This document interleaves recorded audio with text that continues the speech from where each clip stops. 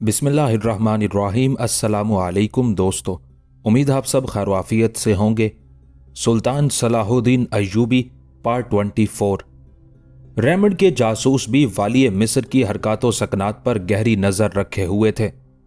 जैसे ही उन सुराग रसानों ने सलाहुद्दीन अय्यूबी की हिकमत अमली की इत्तला शाह यरूशलेम को दी तो वो भी बिला ताखीर अपनी फौज लेकर शुमाल की जानिब बढ़ा और कोहिस्तानी रास्ते से गुजरता हुआ मस्याफ पहुंच गया। यहां से सलाहुद्दीन अय्यूबी के फौजी खेमे साफ नजर आ रहे थे। सलीबी अपनी फौज की कसरत पर इस कदर नशे में थे कि किसी मंसूबे के बगैर सलाहुद्दीन अय्यूबी के फौजी खेमों पर हमलावर हो गए। नतीजतन रेमंड की फौज कई हिस्सों में तकसीम व मुंतशिर हो गई। उस अचानक हमले से सलाहुद्दीन अय्यूबी के लश्कर का भी एक हिस्सा बदहवास होकर भाग खड़ा हुआ। टेम्पलर्स के सालार ओडो ने फतह के जोश में दूर तक सलाहुद्दीन अय्यूबी के फौजी दस्ते का ताकुब किया। अंजामकार शाह यरूशलेम रेमंड की फौज मजीद कई हिस्सों में तकसीम हो गई। सलाहुद्दीन अय्यूबी ने उस सूरत हाल से बर वक्त फायदा उठाया। उसकी जगह कोई दूसरा सालार होता तो रेमंड के फौजी दस्ते का सामना करके उसे रोकने की कोशिश करता, लेकिन वाली मिस्र ने अजीब जंगी चाल चली। उसने शाह यरूशलेम का मुकाबला करने की बजाय टेम्पलर्स का ताकुब करना शुरू कर दिया। उसके साथ ही सलाहुद्दीन अय्यूबी ने अपने दूसरे फौजी दस्ते को हुक्म दिया कि वो जाविया बदलकर मुख्तसर रास्ते से उस फौजी दस्ते तक पहुंचने की कोशिश करे जिसके ताकुब में सालार ओडो था। सलाहुद्दीन अय्यूबी के उस हुक्म पर उसके शाह सवारों ने बर्क रफ्तारी का मुजाहिरा किया और मुख्तलिफ घाटियों और तंग रास्तों से गुजरकर अपने उन साथियों से जा मिले जो टेम्पलर्स के अचानक हमले से बदहवास होकर भाग खड़े हुए थे। सलाहुद्दीन अय्यूबी के उस ताज़ादम फौजी दस्ते ने अपने मफरूर सिपाहियों को यह खुशखबरी सुनाई कि बहुत जल्द वाली मिस्र का खसूसी दस्ता उनकी मदद को पहुंचने वाला है। यह सुनते ही सलाहुद्दीन अय्यूबी के मफरूर सिपाही पलट पड़े और टेम्पलर्स पर भरपूर जवाबी हमला कर दिया। सालार ओडो अपनी दानिस्त में यह जंग जीत चुका था। मिस्री सिपाहियों की उस मुजाहमती कोशिश को उस मगरूर और सरहीउल गज़ब ईसाई सालार ने यही समझा जैसे नज़ा के आलम में मुब्तला कोई शख्स आखिरी हिचकी ले रहा हो। फतह के नशे में चूर टेम्पलर्स ने भी पूरे जोरों शोर से मुसलमान सिपाहियों का मुकाबला शुरू कर दिया, मगर यह मार्का आराई उस वक्त एक खून रेज मंजर में तब्दील हो गई जब सलाहुद्दीन अय्यूबी के दस्ते ने अकब से आकर सालार ओडो और उसके फौजी दस्ते को घेर लिया। फिर चंद घंटों में सलीबी फिदायीन टेम्पलर्स की तकदीर का फैसला हो गया। बहुत से ईसाई सिपाही कत्ल हो गए या गिरफ्तार कर लिए गए। कुछ सलीबियों ने दरियाए बुका अबूर करके करीब के किले बेलफर्ट में पनाह ली। कुछ मैदान जंग से फरार होकर सैदून चले गए। सलाहुद्दीन अय्यूबी की फतुहात की तवील फहरिस्त में मरजुल अयून की जंग कोई बहुत बड़ी जंग नहीं थी, लेकिन तारीख में यह फतह इसलिए ज्यादा शोहरत रखती है कि इस मार्के में सलीबियों के 70 आला फौजी मनसबदार गिरफ्तार करके सलाहुद्दीन अय्यूबी के खेमे में लाए गए थे। उन असीरों में सालार ओडो के साथ ट्रिपोली का काउंट भी शामिल था, जिसने 1.5 लाख दिनार फिदिया देकर खुद को आज़ाद कराया। टेम्पलर्स के सालार ओडो के पास फिदिया के तौर पर देने के लिए कुछ नहीं था। सलाहुद्दीन अय्यूबी ने उसकी रिहाई के बदले में अपने एक अमीर इज़ुद्दीन की रिहाई की तजवीज़ पेश की। अमीर इज़ुद्दीन अपने 500 सिपाहियों के साथ किला याकूब में कैद था। सलीबियों ने वाली मिस्र की यह शर्त मंजूर नहीं की। वो किसी भी कीमत पर किला याकूब में कैद मुसलमान सिपाहियों को छोड़ने के लिए आमादा नहीं थे। सालार ओडो खुद भी एक निहायत जालिम और मगरूर इंसान था। एक अंग्रेज मौर्रिख के बकौल उसके नथनों से सांस की बजाय कहरो गजब के शोले निकलते थे।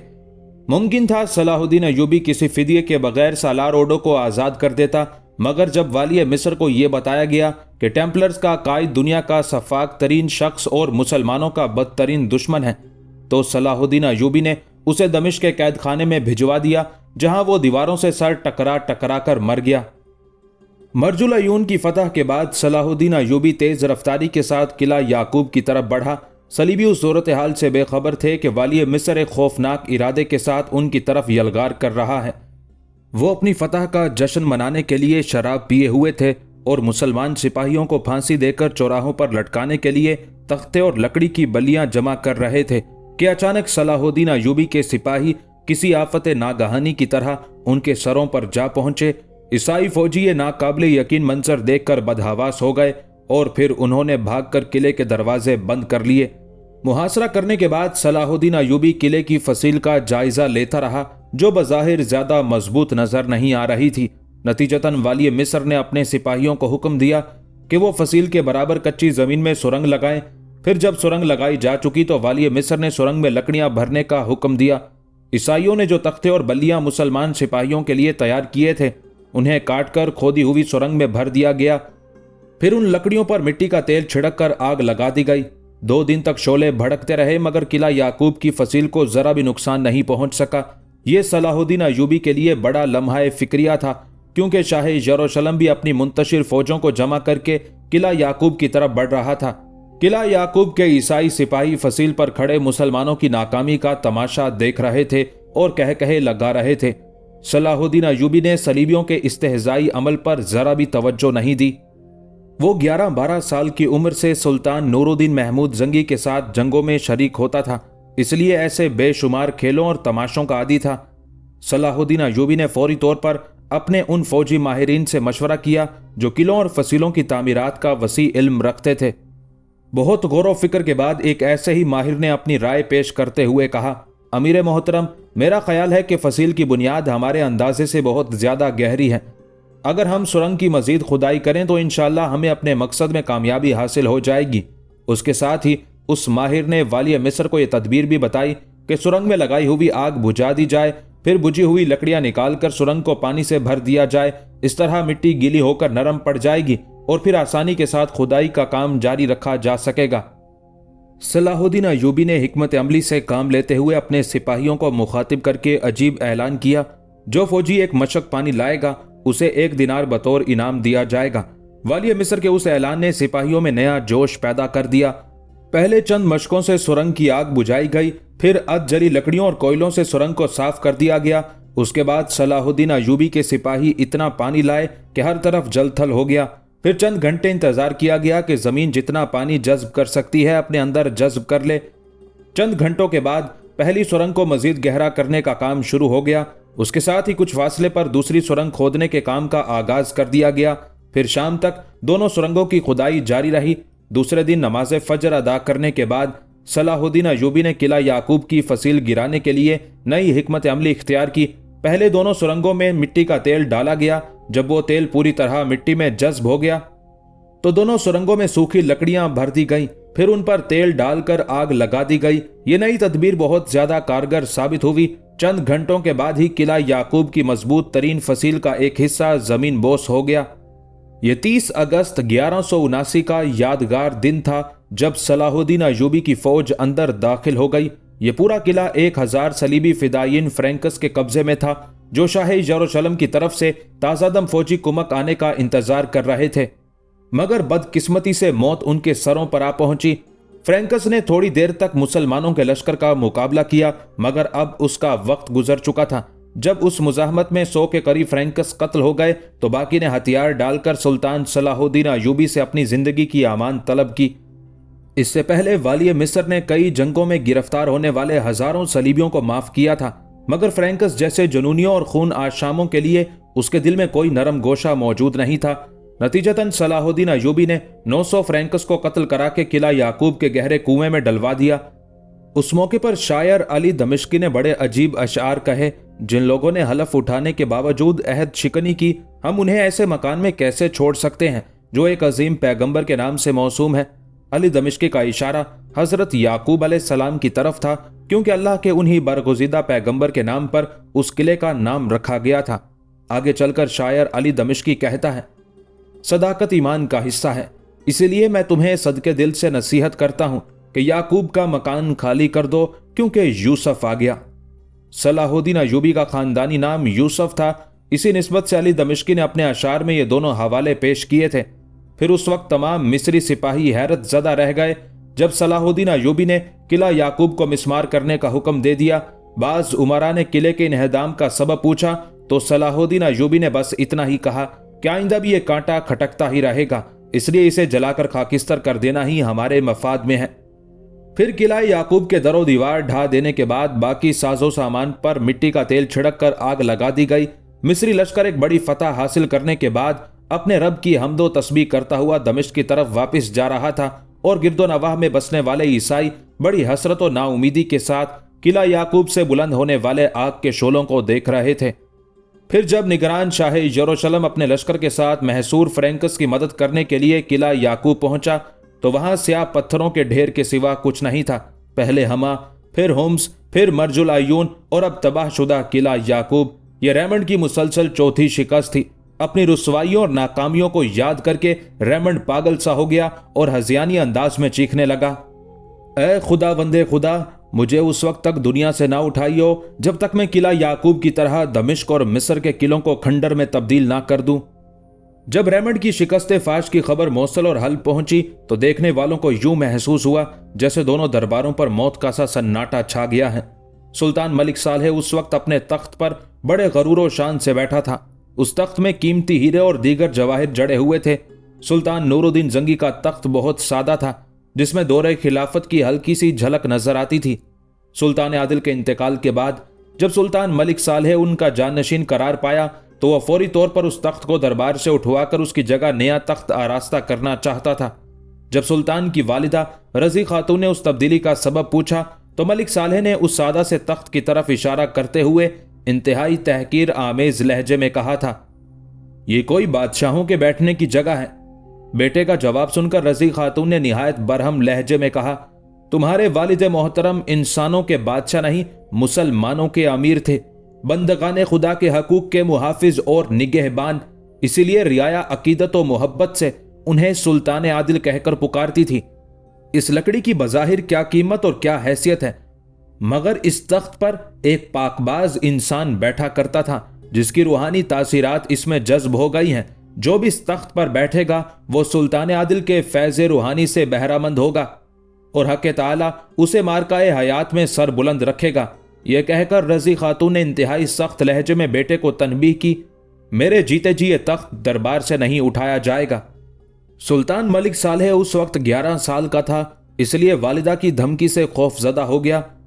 मगर रजी खातून के इंतकाल के फौरन बाद ही मलिक सालेह ने सुल्तान नूरुद्दीन महमूद जंगी का तख्त उठवाकर पुराने सामान के अंबार में रखवा दिया और उसकी जगह नया तख्त बनवाया जिसमें ईरानी बादशाहों के तख्त जैसी सन्नाई और कारीगरी नजर आती थी। आज सुल्तान मलिक सालेह बड़े मुतकब्बिराना अंदाज में उसी तख्ते ज़रनिगार पर बैठा था कि उसे सलाहुद्दीन अय्यूबी की मुसलसल फतुहात की खबर दी गई। यह खबर सुनते ही सुल्तान मलिक सालेह पर दर्द कूलंज का ऐसा दौरा पड़ा कि जिसकी शिद्दत से वाली हल्ब तख्त पर बैठे बैठे तड़पने लगा और फिर दरबार ही में बेहोश हो गया।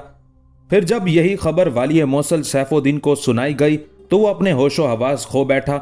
उसे यूं महसूस हुआ कि जैसे सलाहुद्दीन अय्यूबी शमशीर बेनियाम लिए मौसल के महल में दाखिल हो गया है और उसे कत्ल करने के लिए तेजी से आगे बढ़ रहा है। सैफुद्दीन ने उस तवाहुमाती खौफ से निजात हासिल करने के लिए हद से ज्यादा शराब पी ली। कसरत बादानोशी से उसका जिगर तबाह हो चुका था। तमाम दरबारी तभी पहले ही वाली मौसल को शराब तर्क करने की हिदायत कर चुके थे कि आइंदा इस हराम शय के चंद घूंट भी उसके लिए हलाकत खेज साबित होंगे।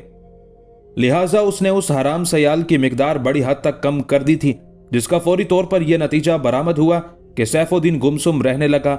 मगर शाह यरूशलेम रेमंड की शिकस्ते फाश ने सैफुद्दीन को इस कदर दहशत ज़दा कर दिया था कि वो उस खौफ से निजात हासिल करने के लिए उस वक्त तक शराब पीता रहा जब तक बेहोश नहीं हो गया। फिर उसी बेहोशी के आलम में फरिश्ता अजल ने वाली मौसल की सांसें गस्ब कर ली। सुबह जब खिदमतगाराने खास वाली मौसल के कमरे में दाखिल हुए तो वह अपने बिस्तर पर मुर्दा पाया गया। तकलीफ की शिद्दत से सैफुद्दीन की आंखें फटी हुई थी और खून होठों पर जमा हुआ था। उसके साथ ही सफेद रेशमी चादर पर गहरे सब्ज रंग का एक बड़ा सा दाग था, जिसे देखकर गुमान होता था कि सैफुद्दीन ने मरने से पहले कैद की थी। वाली मौसल की नागहानी मौत पर पूरे महल में एक कोहराम बर्पा हो गया। उमरा और खुदाम खास में सरगोशियां होने लगी कि सैफुद्दीन को जहर देकर हलाक किया गया है। उन शकूक व शुबहात की बुनियाद वही मौरूसियत और जाननशीनी का झगड़ा था। सैफुद्दीन के दो छोटे भाई इज़ुद्दीन मसूद और इमादुद्दीन थे। उन दोनों में इज़ुद्दीन मसूद बड़ा था, इसलिए वो खुद को मौसल के तख्त का जायज हकदार समझता था। सैफुद्दीन एक तवील अरसे से नाकारा जिंदगी बसर कर रहा था।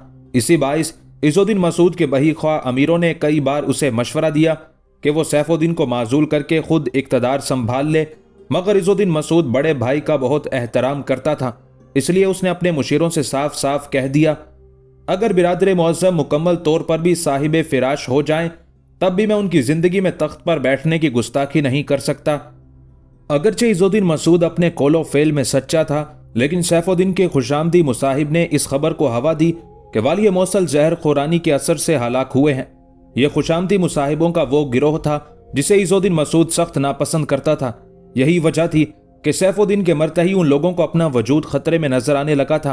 अब उनके नजदीक बचने की एक ही सूरत थी कि वो इज़्ज़ुद्दीन मसूद पर बड़े भाई के कत्ल का इल्जाम आयद करके खानदान जंगी में हमेशा के लिए फूट डाल दें और इज़्ज़ुद्दीन मसूद को सैफुद्दीन का कातिल ठहराकर सबसे छोटे भाई इमादुद्दीन को मौसल के तख्त पर बिठा दें, ताकि उन नमक हराम अमीरों को नई जिंदगी मिल जाए और वो इज़्ज़ुद्दीन मसूद की आतिश इंतकाम से महफूज हो जाएं। उन अफवाहों से पूरे जंगी खानदान में एक अजीब हंगामा बरपा था। तमाम अफराद की जबानें खामोश थीं, मगर उनकी आंखों में इज़्ज़ुद्दीन मसूद के लिए बदगुमानी के गहरे साए लरस रहे थे। खुद इमादुद्दीन बड़े भाई को ऐसी नजरों से देख रहा था जिनमें शिकायत का एक समंदर मौजन था, जैसे वो इज़्ज़ुद्दीन मसूद से सवाल कर रहा हो, मेरे भाई, तुम्हें इस जालिमाना सलूक की क्या जरूरत थी? वाली मौसल तो खुद चंद दिनों के मेहमान थे। क्या तुम्हारी हवस इक़्तिदार इस कदर बेरहम थी कि तुमने बड़े भाई की तबई मौत का भी इंतजार नहीं किया? इज़्ज़ुद्दीन मसूद अपने सगे छोटे भाई और दूसरे करीबी रिश्तेदारों की खामोश निगाहों का मफहूम खूब समझ रहा था, मगर हालात ने उसे एक अजीब मोड़ पर खड़ा करके मुजरिम की कबा पहना दी थी। उसने कई बार गमजदा लहजे में अपनी सफाई पेश करने की कोशिश की, मगर इमादुद्दीन और दूसरे करीबी रिश्तेदारों ने इज़्ज़ुद्दीन मसूद के आंसुओं को फरेबकाराना नुमाइश से ताबीर किया।